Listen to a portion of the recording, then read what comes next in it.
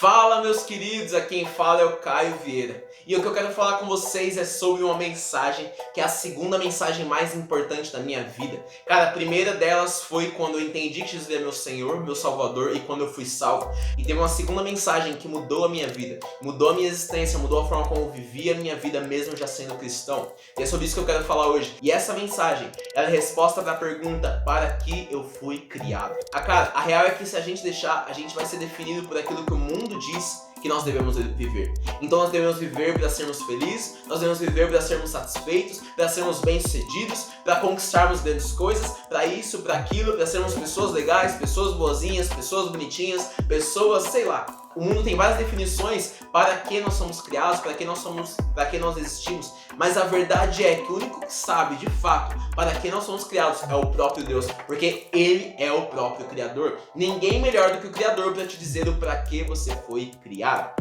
Então, mano, será que a gente foi criado para simplesmente existir? Será que a gente foi simplesmente criado para ir para a escola? Então você vai para a escola até que você possa ir para o ensino médio, você vai para o ensino médio até que você possa ir para a faculdade, você vai para a faculdade até que você possa ir para o mercado de trabalho, você vai para o mercado de trabalho até que você possa ter uma família, então você continua até que você aposente e chega uma hora que você morre. Cara, será que é só isso?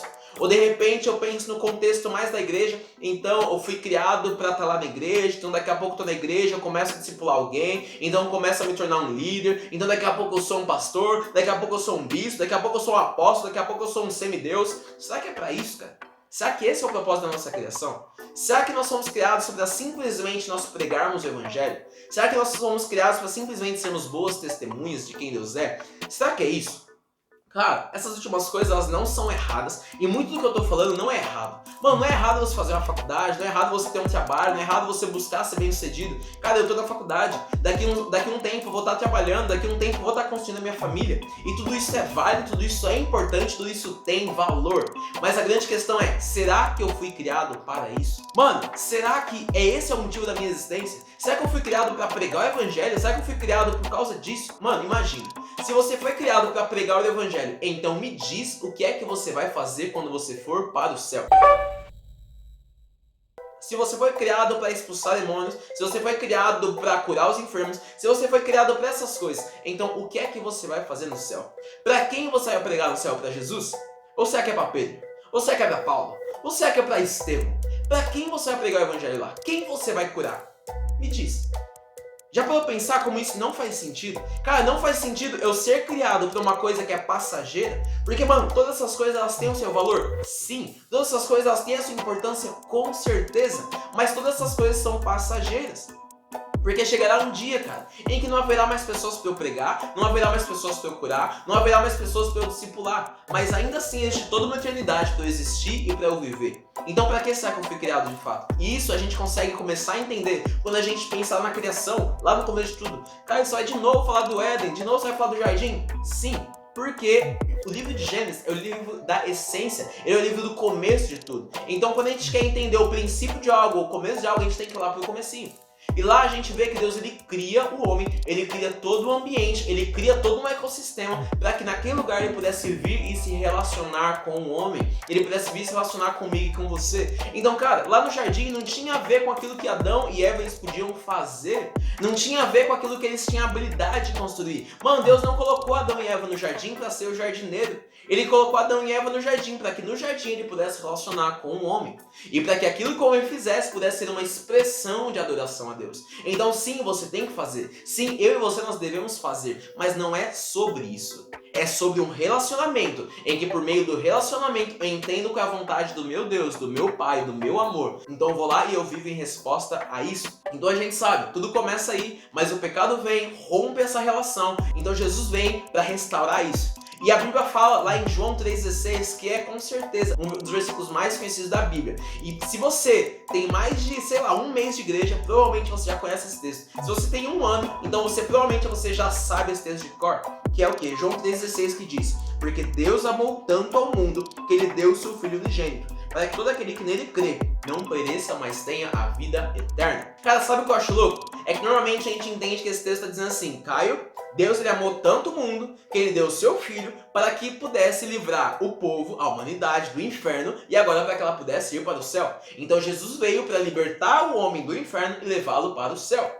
Cara, cara, isso é verdade? É verdade, mas isso é apenas uma pequena parte da verdade. A verdade verdadeira, ela é muito maior. Aqui tá falando que, cara, Deus ele veio para que a gente não perecesse mais, mas para que a gente tivesse a vida eterna. E, mano, vida eterna é muito mais do que você ir pro céu. Vida eterna é muito mais do que você ir para um lugar que não tem choro, não tem dor, não tem sofrimento, um lugar que tem ruas de ouro. Vida eterna é muito mais do que tudo isso. Tudo isso é bíblico, tudo isso é verdade, mas é muito mais do que isso. E, cara, quer saber a definição correta de vida eterna? Quem melhor do que o próprio Jesus? O próprio Jesus para definir o que é a vida eterna. E ele faz isso, mano. Lá em João 17, no versículo 3, ele diz o seguinte: e isto é vida eterna. Jesus vai definir o que é a vida eterna. E na definição de Jesus, que está certa, diz assim: e isto é a vida eterna, que eles conheçam a ti, o único Deus verdadeiro, e a Jesus Cristo, a quem tu enviaste. Cara, a definição de Jesus de vida eterna é conhecer a Deus. É conhecer a Deus. Cara, a definição do próprio Deus do que é a vida eterna é conhecer a Deus. E agora vamos juntar esses dois textos. Vamos juntar essas duas coisas. Jesus ele veio à Terra porque o Pai o enviou para que ele pudesse dar ao homem, à humanidade, a vida eterna. E o que é a vida eterna? É conhecer a Deus. Ou seja, Deus Pai envia Jesus à Terra para que eu e você, nós pudéssemos ter acesso a Deus, para que nós pudéssemos conhecer a Deus. Cara, esse é o propósito da minha vida, esse é o propósito da sua vida. Esse é o para que eu fui criado, esse é o para que você foi criado. Não para que nós fizéssemos coisas, não para que nós servíssemos na igreja, não para que um dia eu me tornasse um grande missionário, não para que um dia eu me tornasse um grande homem de Deus reconhecido aqui na Terra.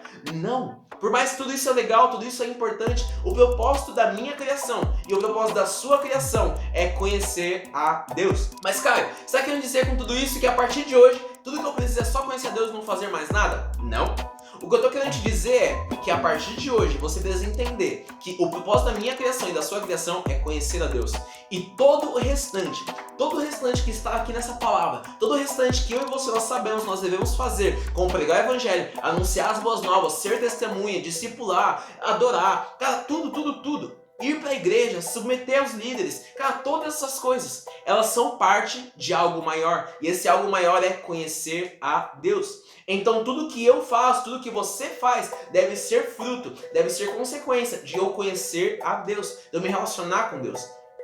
E cara, por que eu digo que essa mensagem ela mudou a minha vida? Porque de fato mudou. Cara, eu achava que era criado para várias coisas. Para quem não sabe, eu tenho chamado missionário. Então eu achava que eu tinha sido criado para alcançar as nações, para pregar o evangelho, para salvar as nações. Cara, tudo isso é verdade, isso é parte. Mas então eu entendi que a verdade é que eu fui criado para conhecer Jesus.